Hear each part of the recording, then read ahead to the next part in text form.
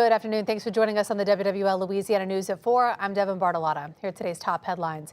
Developing now, a school bus carrying about 25 students was in a crash in the Irish Channel this afternoon. New Orleans police say it collided with a truck around 2 at the intersection of Louisiana and Tchoupitoulas. Now, so far, no word on any injuries. We are working to learn more, and we will keep you updated.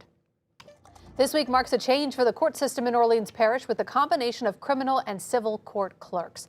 Chelsea Richard Napoleon now takes over both roles, dealing with a broader level of responsibility. Now, despite the major transition, she says both civil and criminal courts are functioning and the departments are staffed. You can hear more of what she had to say tonight on the news at 5. Meanwhile, there is still a pending lawsuit by Calvin Duncan to bring back his office and his position as clerk of criminal court. 3 people are wanted for attempted first-degree murder in Slidell. Officials say Justin Barthélemy, Sincere Givens, and Eric Watson Jr. are considered armed and dangerous. They are believed to be involved in a shooting last Friday at the McDonald's. If you know anything about where they might be, call 911 or Crime Stoppers. 3 other people have already been arrested. Powerful storms spawned at least 3 tornadoes in Mississippi overnight. Around 500 homes were damaged and at least 17 people injured across multiple counties. So far, no one has died. A dozen of those hurt lived in a trailer park in the small community of Bogachita. Back here in southeast Louisiana, we are monitoring a weak cold front that is moving into the Gulf, which could mean some soaking rains over the next couple of days. Let's check in now on this weather impact alert with meteorologist Alexa Trischler. Alexa. Yeah, the front has arrived. It's brought us some pretty quiet weather today, but the front is going to start lifting back to the north and stall out over the Gulf Coast. And there's ample moisture around. We also have an upper disturbance coming our way this weekend. We have an active pattern the next few days. So enjoy the quiet while we've had it. It's been pretty cloudy and gloomy. We had a little bit of rain today, especially this morning. Right now, we are seeing just some very light showers on the South Shore, so you may get a few little sprinkles throughout your evening, but nothing to stress about, nothing too much going on tonight. But that will change for the next couple of days starting tomorrow.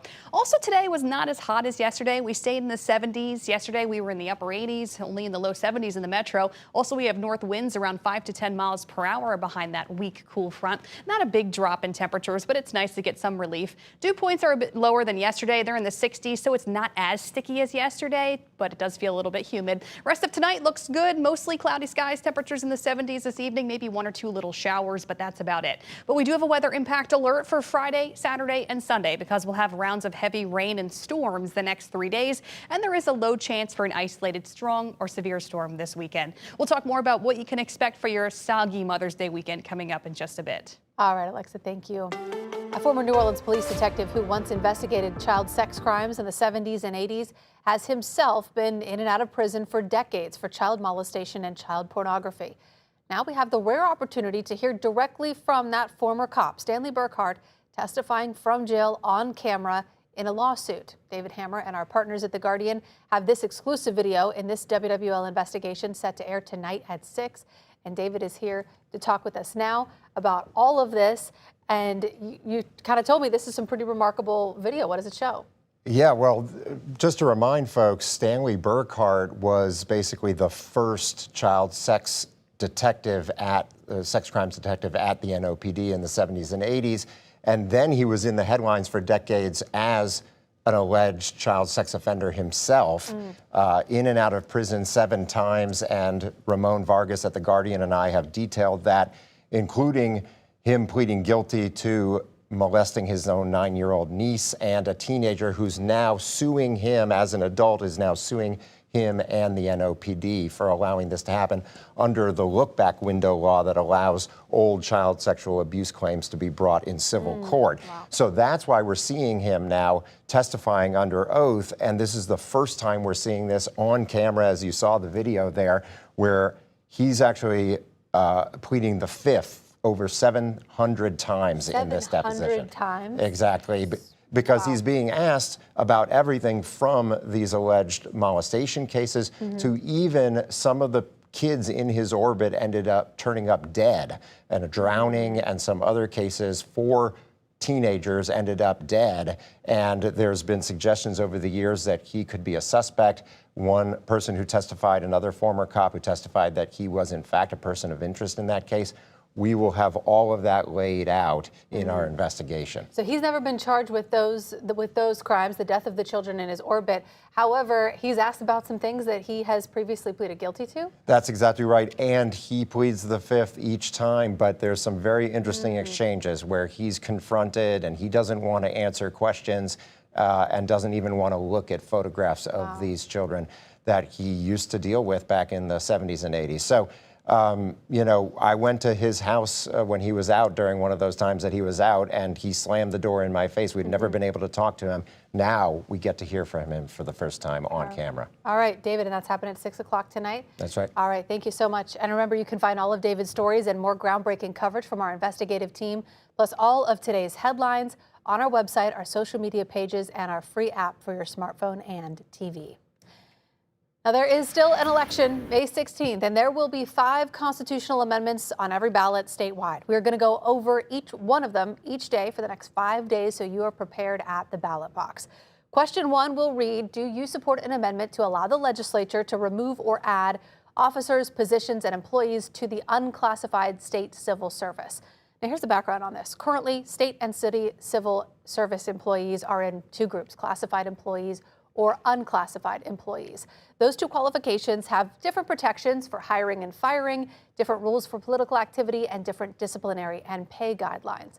The Louisiana Constitution lays out which positions are classified or unclassified. For example, elected officials and teachers are considered unclassified employees, while classified workers include administrative assistants, accountants, human resources, and many other positions.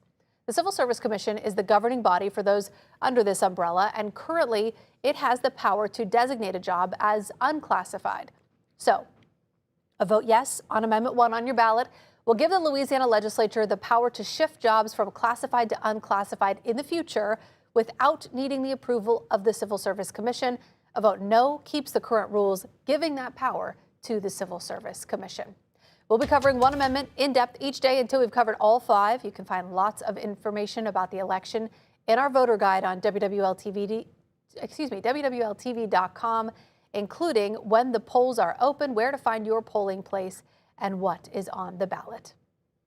Looking ahead now, there is a celebration of art and jazz. Tonight, the Ogden Museum of Southern Art is hosting Culture and Cocktails. It starts at 6 with an after-hours tour of one of their latest exhibits featuring work from legendary jazz photographer Herman Leonard.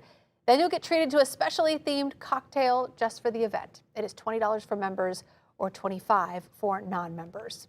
Ogden also wants to see your artwork. They, along with the Hellis Foundation, are accepting entries for an upcoming exhibit.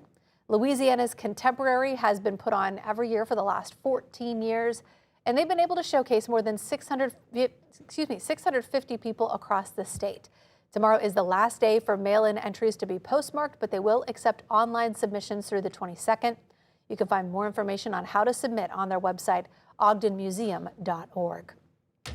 And if you want to start or grow your small business in St. Bernard Parish, now is your time to get some help. Applications just opened for the Economic Development Foundation's annual pitch competition. To be eligible, your business must be less than 5 years old, make under $1 million annually, and have 5 or fewer employees. Judges will narrow down entries based on how they meet regional needs and create opportunities in the parish. They'll be taking applications through July 24th, and whoever wins won't just get cash, they'll also get free services like accounting or PR and more. You can find out more at startupstbernard.com.